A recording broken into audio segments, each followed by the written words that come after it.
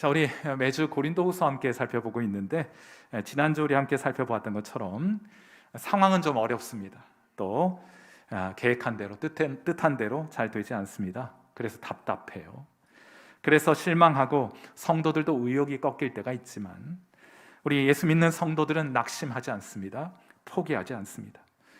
어떤 어려움도 우리가 소유하고 있는 보배에 비하면 아무것도 아닌 줄 알기 때문입니다. 우리가 가진 이 하늘의 보화를 이 세상에 드러내기 위하여 오히려 역설적으로 우리의 질그릇과 같은 우리의 인생은 깨어져야 합니다. 부서져야 합니다. 그래야 주님만 붙들게 되고 그래야 주님의 찬란한 영광의 광채가 이 세상에 드러나기 때문이고 하나님의 역사가 그를 통하여 나타나기 때문입니다. 자, 그런데 그렇게 해도 될까요? 오늘은 이 이야기를 여러분과 좀 함께 나눠보겠습니다. 오늘 설교의 첫 번째 요점은 이것인데 우리는 새로운 몸을 가지게 될 것이다 하는 것이 첫 번째 요점이에요. 이것이 우리 성도들의 소망이기도 합니다. 고린도 후서 5장 1절 말씀 우리 다 같이 한번 읽어보도록 하죠. 같이 읽습니다. 시작. 만일 땅에 있는 우리의 장막집이 무너지면 하나님께서 지으신 집 곧 손으로 지은 것이 아니요 하늘에 있는 영원한 집이 우리에게 있는 줄 아느니라. 여기 영원한 집 천국 아니에요. 문맥상 잘 살펴보셔야 하는데 먼저 장막집이라고 하는 것은 현재 우리 영혼이 거처를 삼고 있는 질그릇과 같이 깨어지기 쉽고 연약한 우리의 몸을 사도 바울은 이 땅의 장막이라고 부르고 있는 것입니다. 여러분, 우리 몸 병들기도 하고 죄의 연약함 넘어지기도 하고 또 많이 아프기도 하죠. 예전 저희 어머니들 그랬습니다. 제가 어렸을 때 기억하면 어머니의 말씀하시기를 아이고 삭신이야. 삭신이 어디예요? 아직 잘 모르겠는데 아마 느낌은 있어요. 아이고 삭신이야. 오늘 비가 오려나? 이런 말씀 많이 하셨는데 제가 그게 무슨 소린가 했어요. 제가 이제 그분들의 나이가 되고 보니 이제는 조금 알겠습니다. 나이가 들어가면서 몸이 자꾸 아프고요. 잘 낫지도 않아요. 그리고 병원에 갈 때마다 조마조마합니다. 왜입니까? 우리 영혼이 잘 맞지 않는 옷을 입고 있기 때문이에요. 그래서 우리가 죄의 유혹에 넘어가기도 하고 아프기도 하고 노쇠하기도 하고 우리가 죽음을 맞이하게 되기도 하는 것입니다. 우리 지금 가지고 있는 몸, 우리 영혼에는 잘 맞지 않는 옷이에요. 자, 그럼 다른 몸도 있나? 있습니다. 성도들이 장차 입게 될 몸이 있어요. 하나님께서 여러분에게 주신 구원의 선물 가운데 여러분에게 또 다른 몸을 예비하셔서 주시게 될 거예요.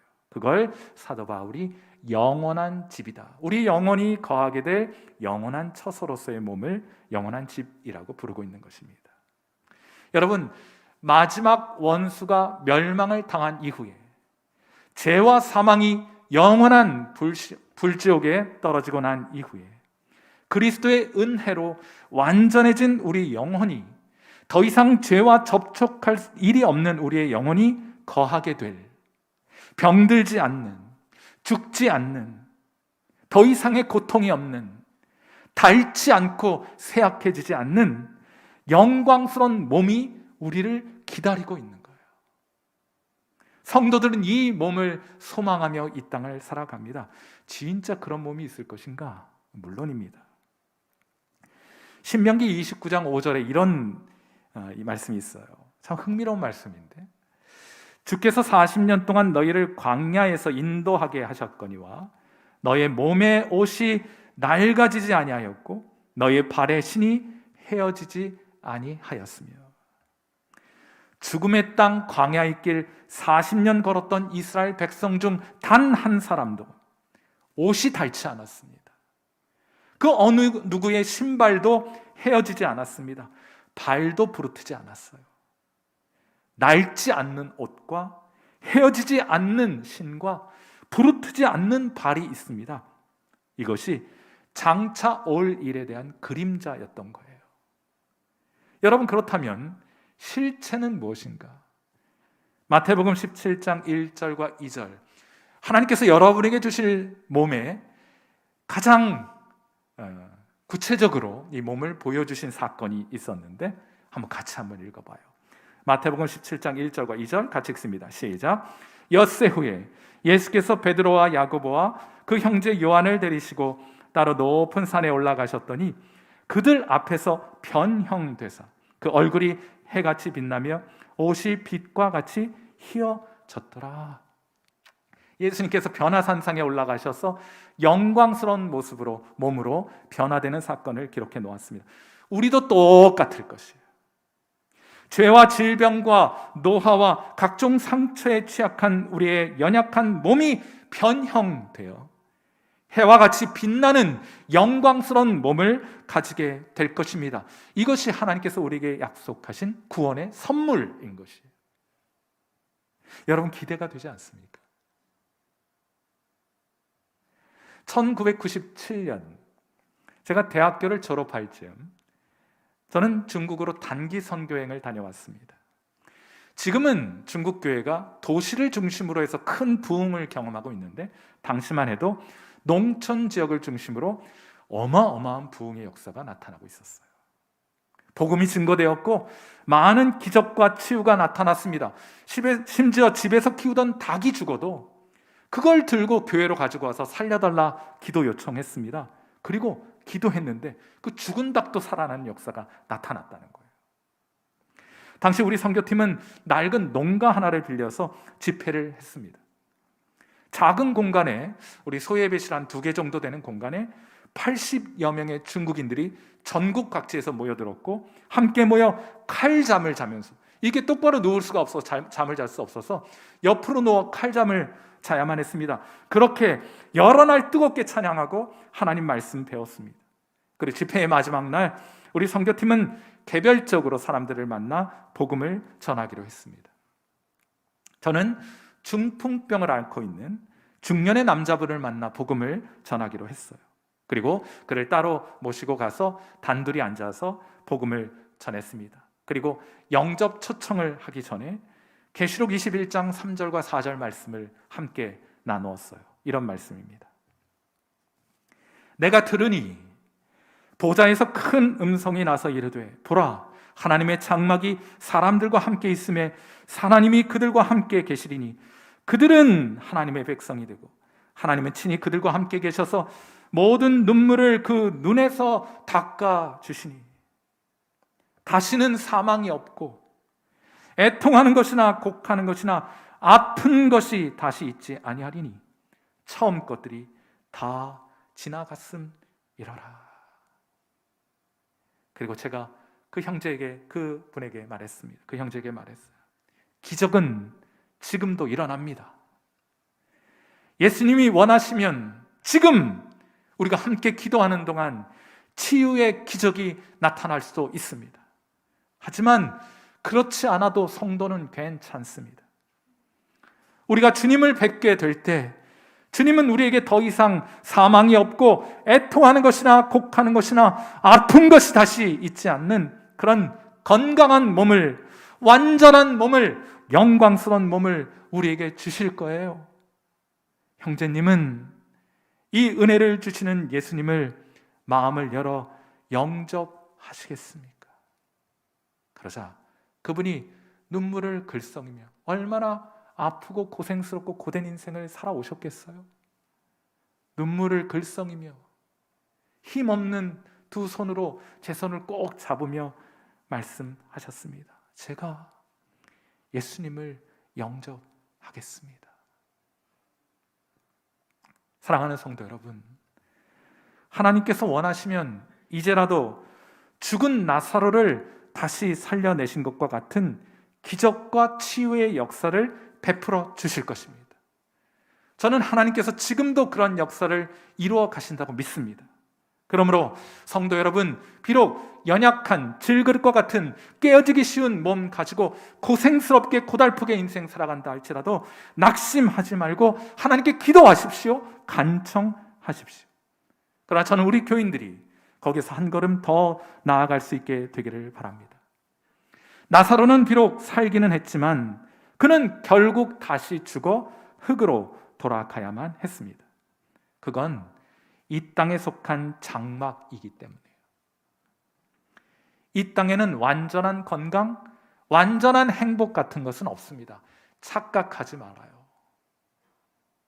다른 사람 원망하지도 말아요. 여러분이 찾고 있는 그 완전한 행복은 이 땅을 살아가는 동안 경험될 수 없습니다. 왜냐하면 우리는 이 땅에 살도록 지어진 존재가 아니기 때문이에요. 우리의 장막은 그러므로 연약하며 죄에 오염되기도 잘하고 병들고 죽기도 합니다. 성도들이 많이 착각해요. 내가 예수님 믿고 거룩한 삶을 살아가려고 하는데 저 또 죄의 유혹에 넘어갔습니다. 당연한 걸요. 우리 이 땅을 살아가는 동안은 그런 치열한 영적 싸움 가운데 살아갈 수밖에 없는 거예요. 한편으로 그건 매우 고통스러운 현실입니다.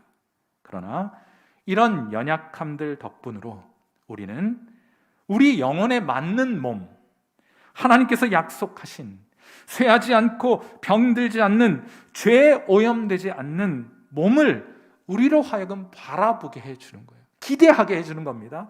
간절히 사모하게 해주는 거예요.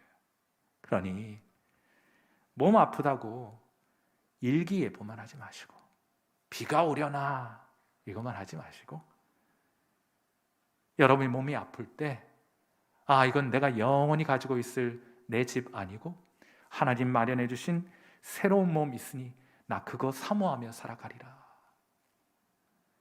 우리가 입게 될 그 영광스러운 몸을 간절히 기대하고 사모함으로 오늘을 견디어 살아가시는 귀한 성도 여러분 되시기를 주님의 이름으로 축원해 드립니다.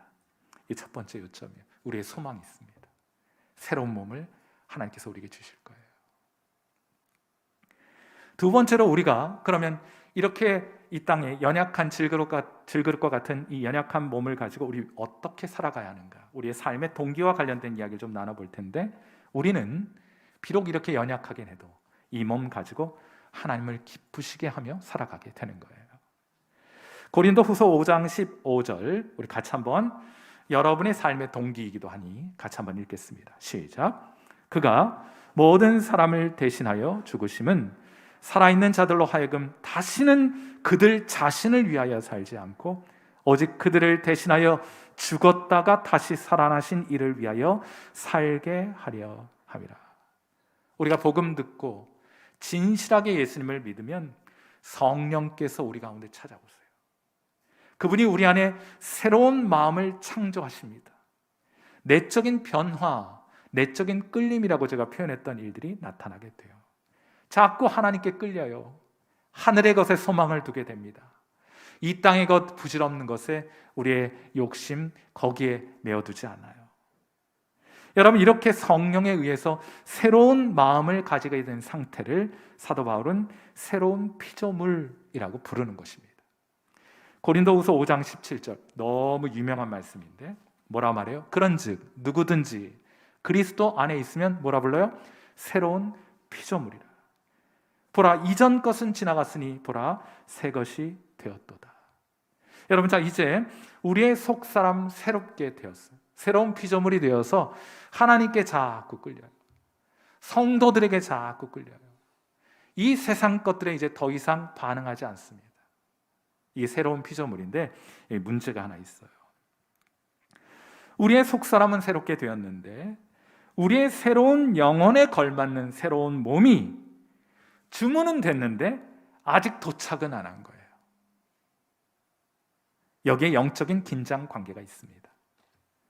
고린도후서 5장 2절, 성도는 이런 모습으로 이 땅을 살아가요. 참으로 우리가 여기 있어 탄식하며 하늘로부터 오는 우리 처소로 덧입기를 간절히 사모하노라. 여기 지금 하늘로부터 오는 우리 처소, 하늘로부터 지금 배달이 돼서 우리에게 다가오고 있는 그 처소, 이건 천국이 아니고 말씀드린 것처럼 하나님께서 우리에게 주실 새로운 몸이에요. 그것 덧입기를 간절히 내가 사모함으로 오늘 질그릇과 같고 연약하지만 오늘을 견디어 살아가노라 하고 사도 바울이 말하지 않습니까? 때가 되면 우리가 우리 영혼에 걸맞는 새로운 몸을 가지게 될 텐데 아직은 아닌 거예요. 그래서 성도는 연약한 몸을 가진 채로 그날을 기대하며 살아가게 되는 것입니다. 그런데 제가 이 구절에서 여러분이 좀 주목해 보셨으면 하는 것이 있어요. 그것이 뭔가 하면 우리 몸이 변화되는 방식입니다. 고린도후서 5장 4절 말씀 한번 보세요. 우리가 어떻게 우리의 몸이 변화될 것인가.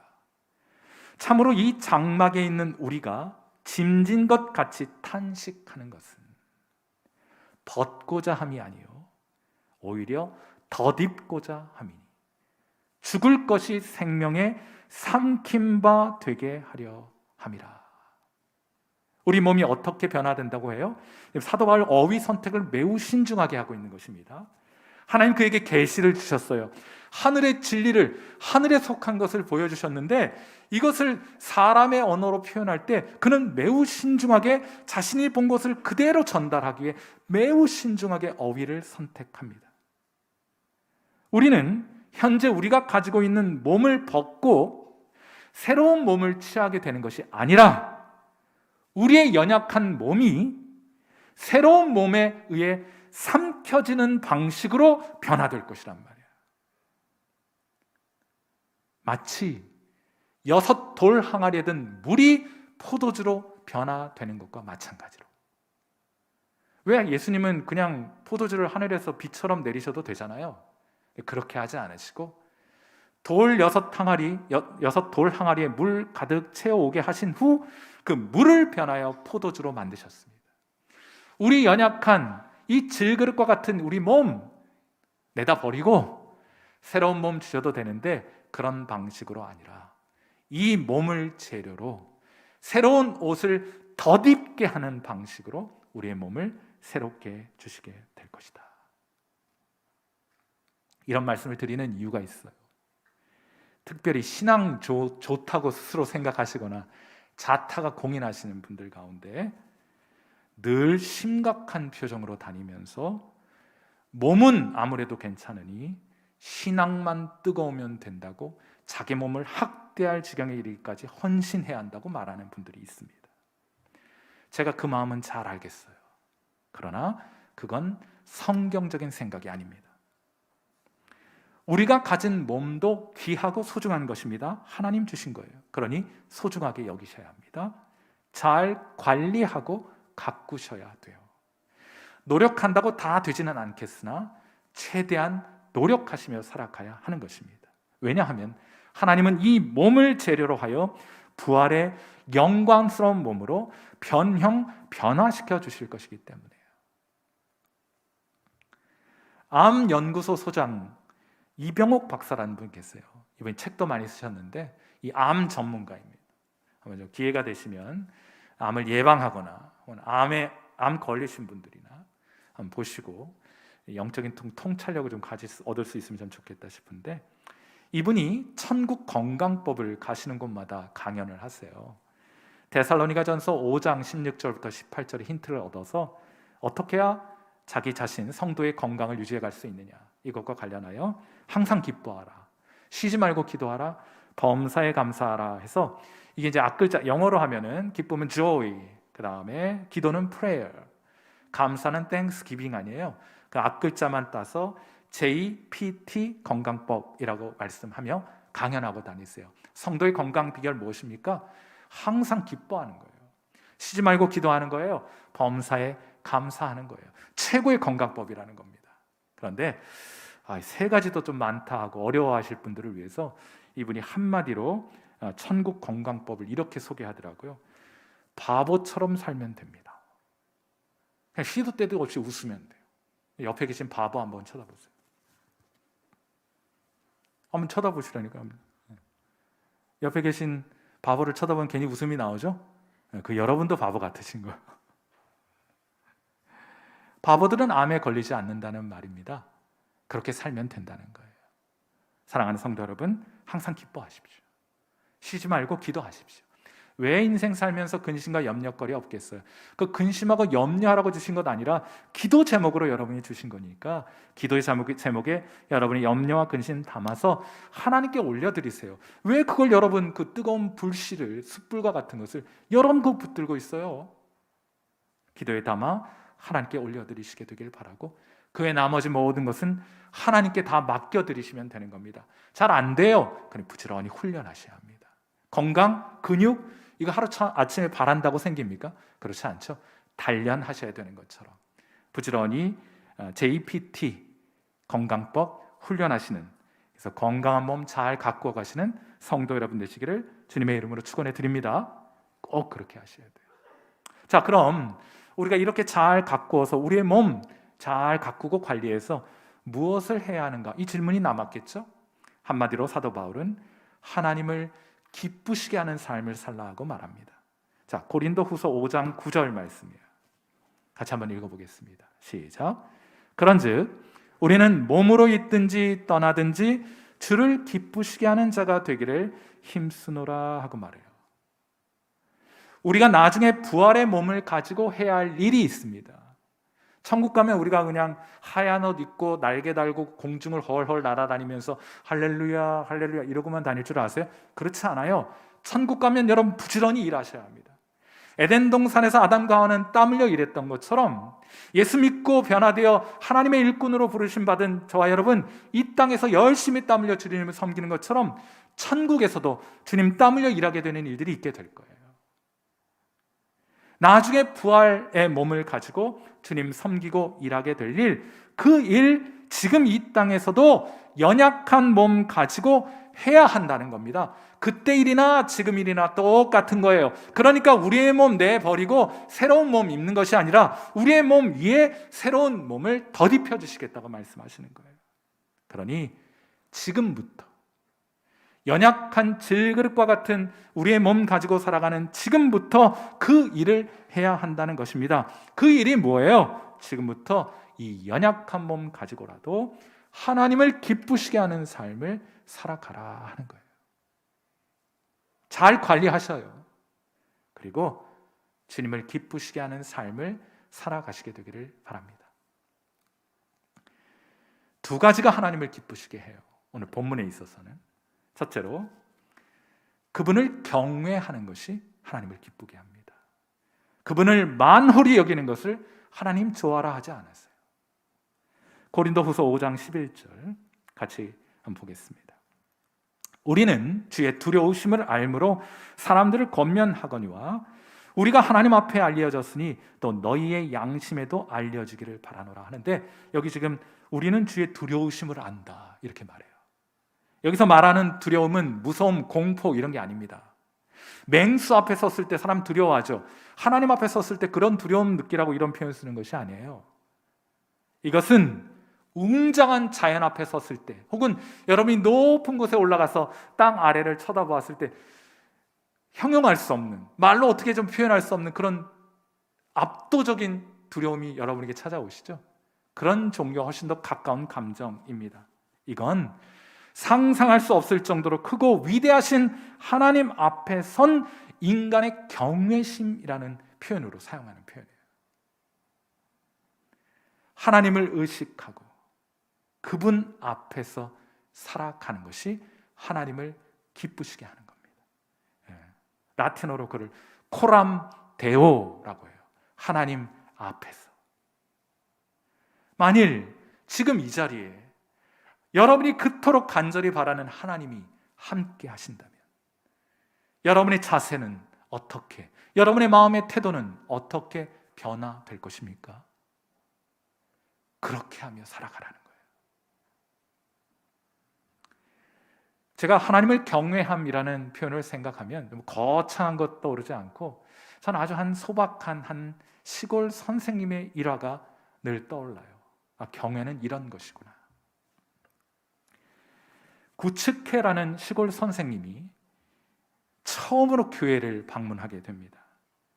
자, 그런데 그 교회에 갔는데 그 마을에 최근에 이사를 온 한 농부가 그 교회에 출석을 하고 있었는데, 이 독실한 농부에게서 그는 깊은 감명을 받습니다.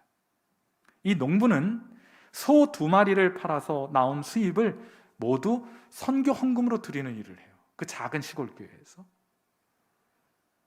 그리고 다른 사람들은 예배가 시작되어도 밖에서 한담하고 잡담하기에 바빴지만, 그는 성경책을 들고 교회에 도착해서는 곧바로 예배당 안으로 들어가서 조용히 앞자리에 앉아 고개를 숙여서 기도하는 모습을 보이더래요. 그는 이 경건한 농부를 보고 호기심이 생겼습니다. 그리고 어느 날 수업을 마치고 기숙사에 가기까지 들판을 가로질러 가야 하는데 들판을 걷다가 이런 생각을 문득 하게 됩니다. 하나님이 정말 살아계시다면, 여러분 가운데 그런 질문을 던지시는 분들이 계시죠? 하나님이 정말 살아계시다면 내가 그분께 보일 거다 하는 생각을 갖습니다. 참 재미있는 것은 하나님이 나를 지켜보고 계시다는 생각을 갖게 되니까 많은 것이 달라지는 거예요. 그는 그 즉시 쓰고 있던 모자를 정중하게 벗어 가슴에 댑니다. 그리고는 기도했어요. 하나님, 저는 하나님이 거기 계신지 아닌지 잘 모릅니다. 제 말에 달리 나쁜 의도가 있는 것이 아니라 저는 진짜 모릅니다. 하지만 정말 알고 싶습니다. 제게 하나님을 좀 보여주세요.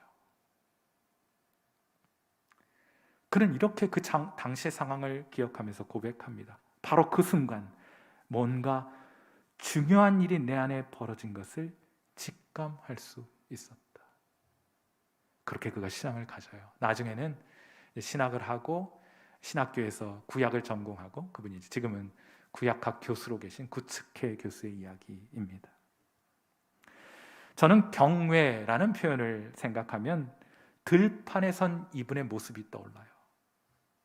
하나님이 여기 계시다는 의식을 가지게 될 때 정중한 마음으로 모자를 벗고 온 매무새를 가지런하게 하는 것이야말로 가장 일상적인 형태의 하나님을 향한 경외가 아니겠습니까? 하나님은 하나님을 경외하는 자들을 만나 주십니다. 하나님을 경외하십시오. 그분이 하나님을 경외하는 자들을 기뻐하시는 하나님이십니다. 이것이 하나님을 기뻐하시게 하는 가장 대표적인 첫 번째, 오늘 본문을 통해 확인할 수 있는 사안이 될 수 있어요. 자, 오늘 설교의 마지막 요점이기도 한데 하나님을 기쁘시게 하는 두 번째 방법은 사람들을 하나님과 화목하게 하는 것입니다. 전도하는 거예요. 고린도후서 5장 19절 말씀입니다. 우리 같이 한번 읽어보죠. 시작. 곧 하나님께서 그리스도 안에 계시사 세상을 자기와 화목하게 하시며 그들의 죄를 그들에게 돌리지 아니하시고 화목하게 하는 말씀을 누구에게요? 우리에게 부탁하셨느니라. 참 언제나 그렇게 말씀을 드렸죠. 하나님 그냥 혼자 하셔도 돼요.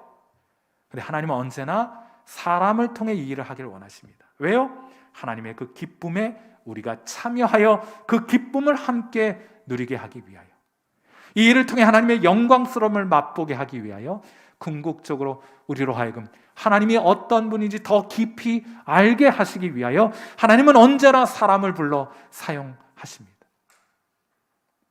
우리가 이 땅에서 입고 있는 이 연약한 몸으로 무엇을 하면 하나님 기뻐하실까? 하나님은 죄인들이 그리스도 안에서 죄 용서함 받고 하나님과 화목하기를 기뻐하십니다. 그러므로 예수 믿고 하나님을 기쁘시게 해드리려는 마음, 새로운 피조물의 마음을 가진 사람들마다 무엇을 하게 되어 있어요? 전도하게 되어 있습니다. 어떻게든 사람들이 예수 믿고 하나님을 만날 수 있도록 하기 위해서 애쓰고 수고하게 되는 거예요. 자연스러워요. 하나님을 만나면 하나님 기쁘시게 해드리고 싶잖아요. 하나님 가장 기뻐하는 것, 영혼들이 주님과 화목하는 것이니 그 일에 관심 가지게 되고 영혼들에게 끌리게 되고 어떻게든 내 시간과 물질을 들여서라도 저 영혼 주님 만나게 해드리고 싶은 마음 가지게 된다는 말입니다. 여러분 안에 그런 마음 있잖아요.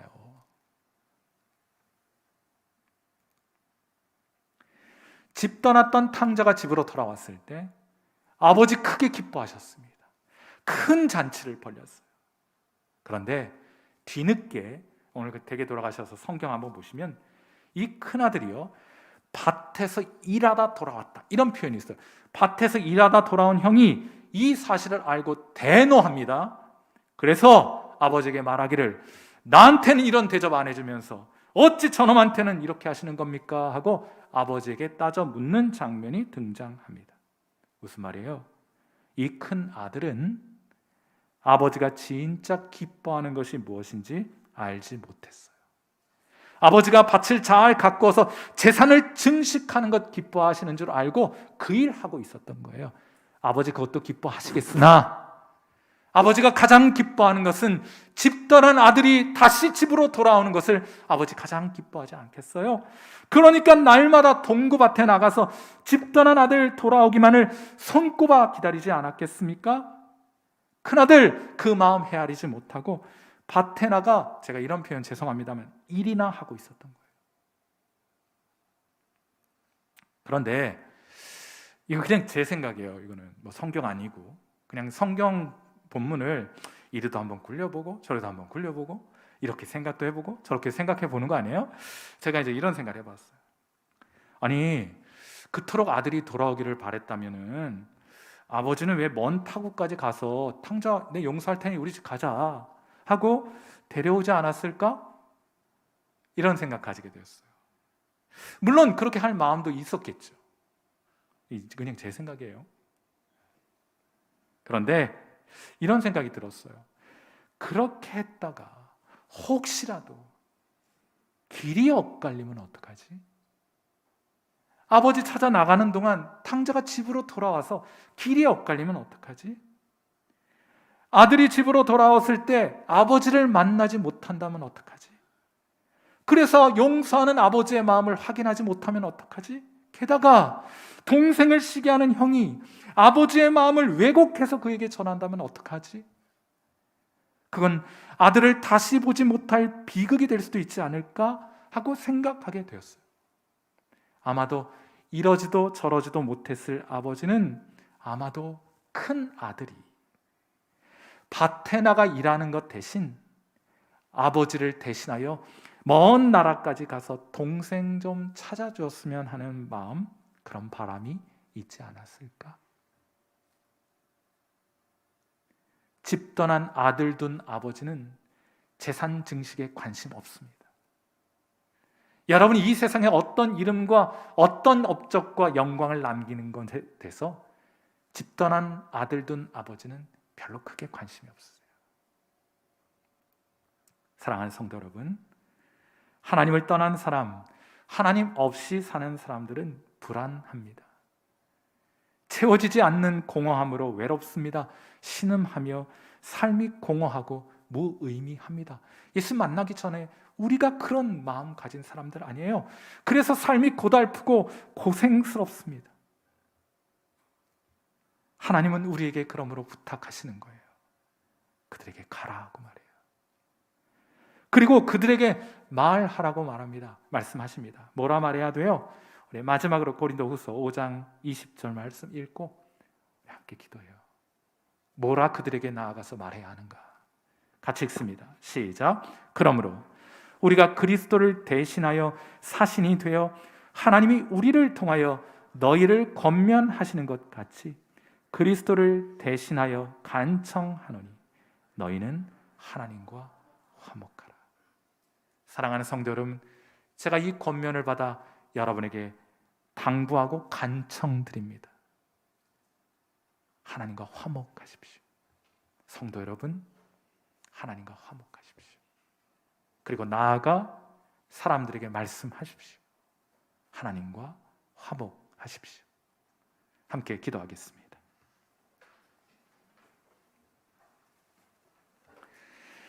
반주 들으시면서 함께 기도하실 텐데 오늘 좀 특별한 순서를 좀 가졌으면 해요. 저는 하나님이 살아계심을 믿습니다. 그리고 지금도 하나님께서는 사람들의 질병을 기적적인 방법으로 치유해 주심을 잘 알고 있습니다. 오늘 특별히 우리가 영광스러운 몸을 얻게 될 것이지만 이 땅을 살아가며 질병과 질고로 고통하는 성도들이 있을 텐데 그분들께 오늘 이 시간 하나님의 치유의 기적이 나타나기를 위해서 기도하면 좋을 것 같아요. 그래서 혹시 여러분 가운데 육신의 연약함이 있는 분이 있습니다. 그 부분에 여러분의 손을 한번 좀 올려보세요.